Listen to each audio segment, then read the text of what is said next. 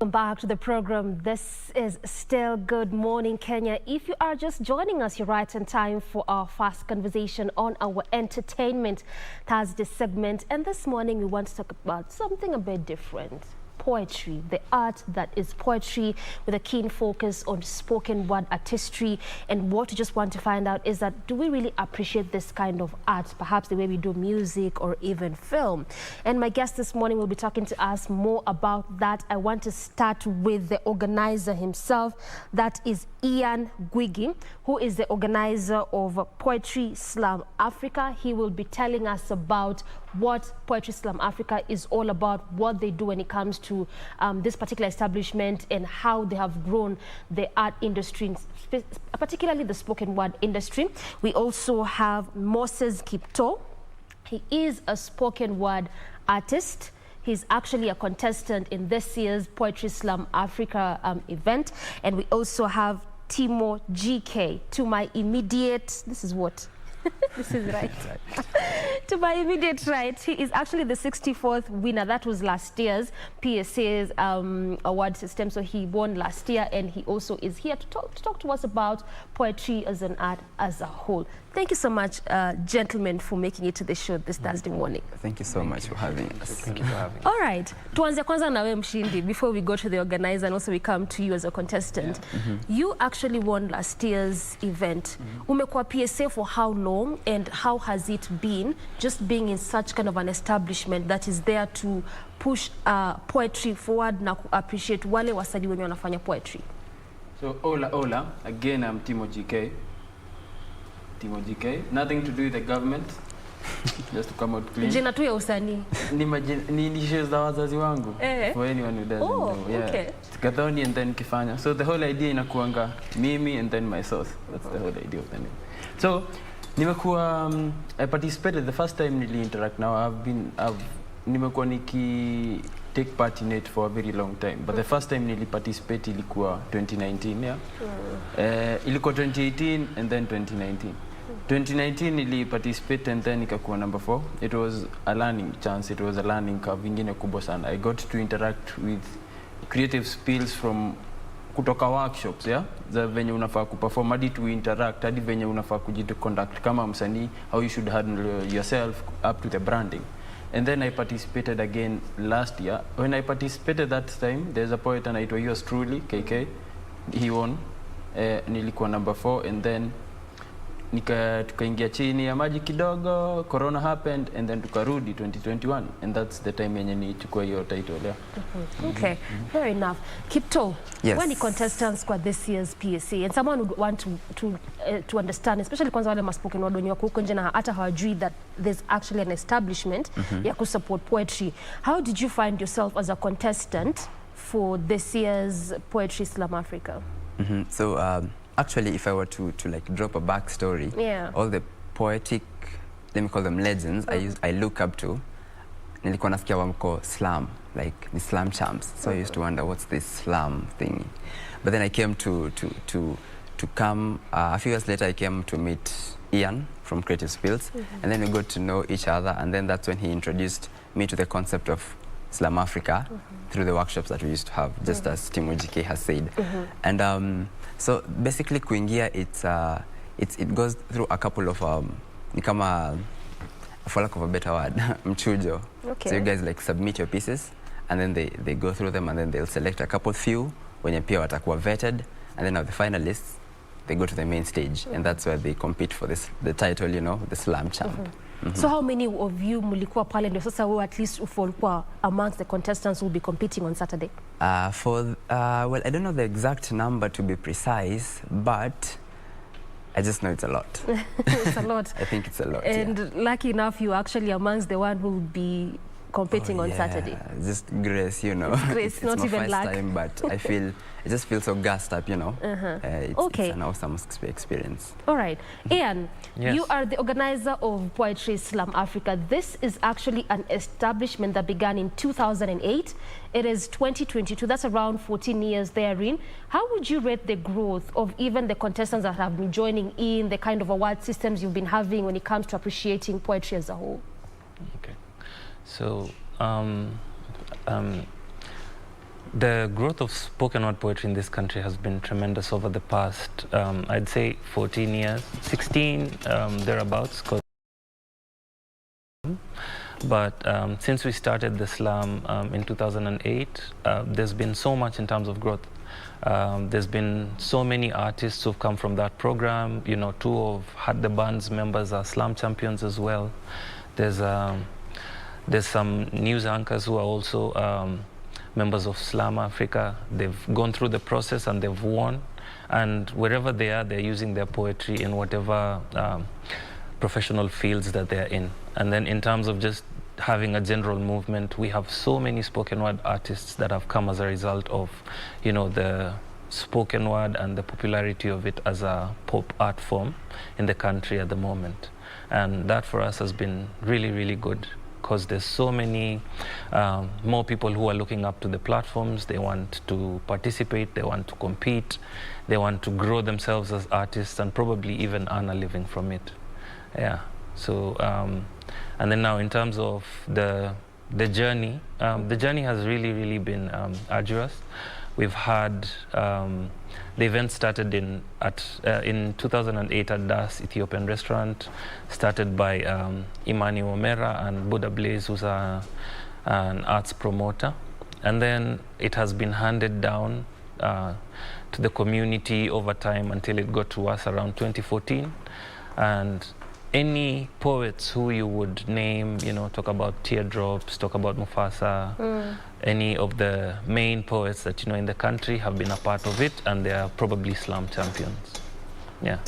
All right. Speaking of Mufasa and even Teardrops, actually there was a conversation I was watching, and Mufasa was saying that one of the challenges that you know, poetry faces is the sponsorship, and he was giving an example of sometimes you would want that sponsor to come and perhaps either finance your events or something of the sort, but given that poetry is more of truth and consciousness, and sometimes you might want to speak against them, not in a bad light, but just to highlight some of the things that they are doing which may not be in good taste, then it becomes a bit difficult.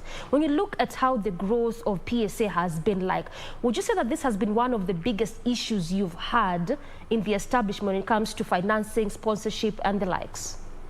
So when you have a conversation with, if you come to Nairobi as a foreigner or maybe like as a guest, you would more likely be able to know about Nairobi from a spoken word artist than if you talked, say, to a random person on the street or even a musician or any other person, even a government official. That is because spoken word poetry in itself reflects life, general life. And if you're reflecting life, there's generally going to be a lot of hard truths that include some of the conversations that you're mentioning. You know, people will point at ills, you know, that's a poet's work, you know, pointing at ills and stopping the world going to sleep. And that is where you find yourself having a really big problem when you're looking for financing for the project, because some people might find it a little abrasive, you speaking against what they do or what they stand for, and that is usually the problem.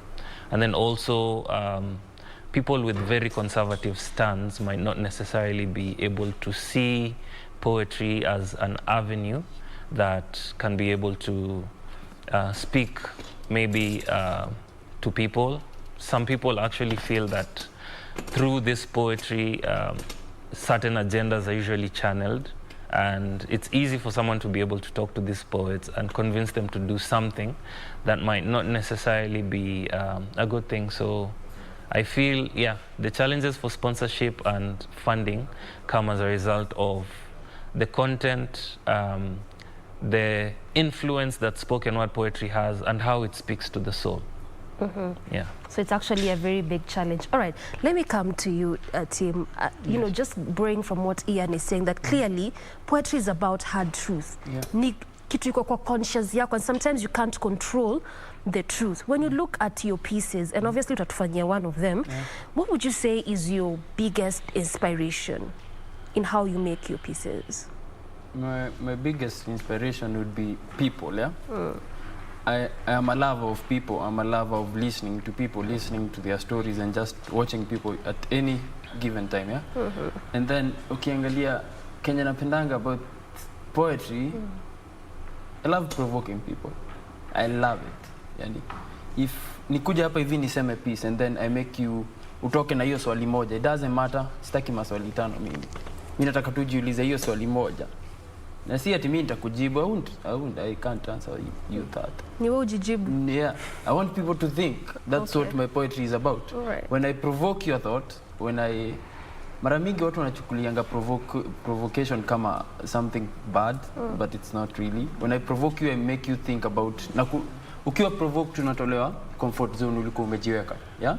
That's my whole purpose, that's my whole goal with my poetry. And looking back, I've had some very good pieces and I've made a lot of people, I've provoked a lot of people, I've given people a lot of thoughts, a lot of ideas to think about. That's my whole goal, nothing else, nothing more, nothing less. I provoke you, you think, done. You have given people a lot of ideas to think about. Yeah. We want to take a very quick break. When you come back, you'll also give us ideas to think about because that's what your poetry is all about. All right, so let's take that break. We come back to continue the conversation. Stay with us.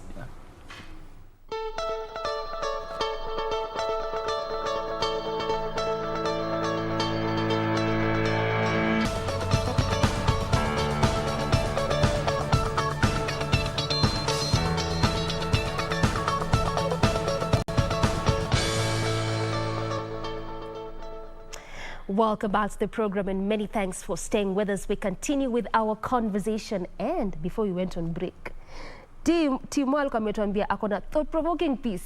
Let's just listen to what you have for us. Hola again. Timo JK hapa kwa mtandao zote na YouTube. Yeah. So hii piece venye utaichukulia ni shauri yako, okay? Yeah.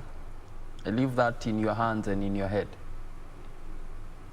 All Shaitan, Lucifer, Beelzebub, the devil, Goma, Shetani, Ibilisi. Miaka mingi Shetani amekuwa shouted at, ametemwa na kukanyangiliwa na midomo ya detractors, na hata mara moja hajai talk back. Kwa protracted persecutions remain a gentleman, while those he support rave and have fun. Ako kizimbani, anaangalia courtroom na msingizi alikot doom, akaigroom, akaiweka kwa forced marriage na dunia. Saa kumejaa gloom, existence imekuwa kupuliza gunia, kila binadamu ana broom, akijaribu kufagia hali dunia, dhambi hakujitakia, all around wote wanalia. The devil aliwatokelezea ka Nike, he made them do it, the blame lay square on him. Yule mse alicheat na mpango wa kando, yule mse aliforce jendito zake kwa mdomo wa mtoto, yule mwanafunzi mzalendo aliingia exam room na Mkenya, yule mlevi aliua watu 5 barabarani juu DUI. Wote wanasema Shetani ndo aliwapea motisha ku DIY. The devil wears Prada. You have to look good when you are the personification of evil in every religion, culture, theology, mythology, psychiatry, art and literature. You have to look good ukitemtoa tu na material possessions. You have to look good kawe ni God's nemesis toka Genesis. You have to look good when you are a fallen angel and your broken wings carry you from soul to soul. You, the prince of darkness.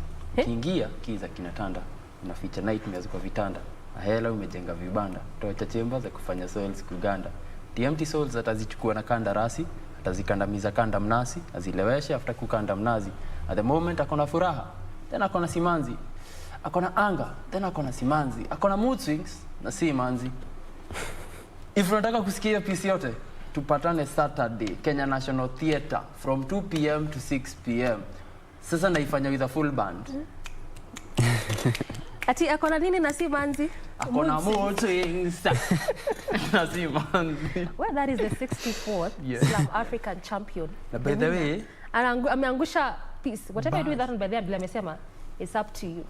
Alafu, your piece ni 8 minutes. Nimewapea 2 minutes. You can only imagine what happens for the rest of the 6 minutes. That's why they have to go to KNT on Saturday. That's why you have to be there on Saturday. Yes. All right. Yeah. Let's listen to also Kiptoo because he is a contestant on this year's Poetry Slam Africa. Before we get to your piece, what is your inspiration as a spoken word artist? So basically, I love writing what I see, what I feel, what basically inspires me, because we get everything from looking around us. So most of the pieces I write, mostly they either tell stories or I just tell you a deeper perspective of something that we basically observe. Because most people just see stuff, but they don't, actually see stuff. I don't know if you get what I'm saying. So they see like with their naked eyes. Yeah. They don't see with their inner eyes. So I try to make them see deeper. Like, they see beyond what they can see. see what, just, you can look at a picture of Mona Lisa and just be like, that's a beautiful picture. But I'll try to make you see, you know, deeper than that Mona Lisa, you know. Her thoughts, her words, what she's looking at, the whole thing. Yes. Okay. Make us see deeper then. Drop something. Okay, so I'm about to serve you a slice of greatness. How about to see those hands up? Hands up for all who die through the night fighting for what is right. Hands up for zile familia hulala njaa juu breadwinner had their last breath in Somalia. Hawezi afford a KDF, it's their right. Hands up kama unasumbuliwa na landlord juu uko landless and you have no might. Hands up kama unasumbuliwa na landlord tena juu uko landless and you have no might. Come on, I'll just highlight your plight. Now hands up for our poor IDPs. Hands up for our DP. Hands up kona tuchocha na filters kwa DP. Hands up for those ladies with crop tops. Hands up for wale vijana wana tarmac na si contractors. Hands up for those cops forced to take bribes because they just have to feed a bride. It's not that their actions are justified, but last time I checked, justice still is just another word, and family is no longer an F word. Hands up, watch my tears drop. For ule mtoi alikuwa conductor instead ya star, he was destined for this stage. Hands up if Mufasa's pieces have snapped you back to reality and you feel the sorrow in my rage. Hands up if I'm coming out so raw at my young age. Hands up if I should stop wasting time on this stage. I'm guessing there's no hands up, so hands up kona feel car target ile design society na kulenga. Hands up kama daily ukihustle CBD ni makanjo tu wanakulenga. Hands up kama una feel ni kama crash na kucheza. Hands up kama society mazee imekulenga. Hands up, get down on your knees, tell the Lord of your plight. Hands up, tell the Lord the world is not right. It's not right. It's hard to see these small coffins being made. It's not right. It's not right to watch our sisters being stripped by the moral police. It's not right to see our brothers walking with dead dreams. It's not right. Maybe that's the reason why wanava Air Max na high heels ndo at least wakaribie Mungu. Maybe that's why wanapenda kulala cause kuface reality ni so tough. Usingizi ni kama drug. Maybe they have no shoulders to lean on. That's why kwa streets wakipatana ni kupigana tu mahug. Now hands up. Shoot me if I'm wrong or snap if I'm right. Thank you. In poetry, we don't do this. We do this. We do this, yes. But what's with the rhyme and just the flow? I realize that it's actually, you know, a thing. Is it like a thing in spoken word, or is just part of when you're composing your pieces? You just have to have that. Let me get your thought, Kiptoo, then I'll get yours. I guess it just comes. I don't know. It just write it, and then it just has a certain flow to it. Okay. So there's a way you write with. Personally, for me, I write with, you know, how I feel. But then there's the other aspect of, you know, poetry in the books. Now, you know, just bring the rhymes in to bring the flow and everything. Yeah. All right. Is it like the same for you? We've got a different concept. Mi naweza sema hivi, first of all, that's the only difference ya sisi na mtu akisoma speech. Okay. Spoken word basically ni spoken word, unaongea, yeah? Unaongea, but when ni poet at the same time you have to be crafty with your words, you have to be crafty na venye unazisema. So ukikosa kuweka hiyo rhythm, ukikosa kuweka hizo rhymes pale, ukikosa kuweka hiyo flow, unaongea tu. Yeah? And ukiongea tu, you can't talk for 5 continuous minutes bila kupoteza attention ya mtu. But if I talk for 1 minute, flow for 1 minute, give you a rhythm for another 1 minute, and then nikuwe crafty with my words for another 1 minute. Nimemaliza my 5 minutes, na umenisikiza all through even without realizing. So it's actually a spoken word. Yes. Yeah. All right, Ian, let me come to you. When you look at how we perhaps hold the spoken word artistry in this country, or poetry as a whole, do you feel like we appreciate it enough? I mean, kuna event ina happen on Saturday, but do Kenyans even know about it? When you look at how we perhaps hold music, or even how we've begun to hold in high regard film, do you feel it's the same for poetry? And if not, what do we need to do as Kenyans, as a government, as a society, to begin appreciating this side of art that is poetry? Okay. So for me, in my experience, sometimes I would find myself in festivals and events in other places, and you would have conversations with the people who have come, who are in attendance, and they'd be like, we applied to the government and they gave us the grant because as cultural actors pushing or purveyors of art from that particular country, So they got support to be able to travel and take their cultures to these different places.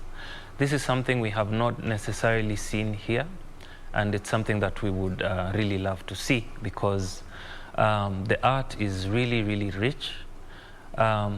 Spoken word in itself is able to communicate people's deepest fears, you know, people's celebration of, you know, milestones and stuff. It is one of those art forms that can be able to communicate beyond what music can do, and also what other forms of art can be able to do. Over the years, I have noticed that there's been a tremendous improvement in terms of like the content that is coming out, and also the way spoken word in general is treated. In the beginning, you'd have spoken word artists being put in the middle of events as fillers. They just show up, and then because you need someone to be able to give you that interlude, you put in a poet to do their 2-minute piece, and then they move on. But right now, we have gotten to a point where we are seeing poets headline events. Sometimes they are on the same stage and on the same platforms with like major artists, and you will see them hold their own, or even sometimes upstage them, which is something that I feel is good for the art form. And the growth in itself is able to just give people more, because even in schools, you used to have a lot of people have very negative perception and very negative attitude towards poetry in general. If you ask anyone, they will tell you poetry tortured them in high school. So we are changing that by just getting people to appreciate it more. Of course, we've had events where we've had like 1,000 people show up, 700, 500, 300. And sometimes we've had double shows, you know, on the same thing, which is something we used to see only with theater. So we're just hoping we can be able to get even bigger venues, because sometimes you are limited by the venue, so you just do an event to the scale that is possible. But with more support and also with bigger spaces, I am sure we'll be able to push this art form to levels that will be of benefit to the purveyors and practitioners of the art form.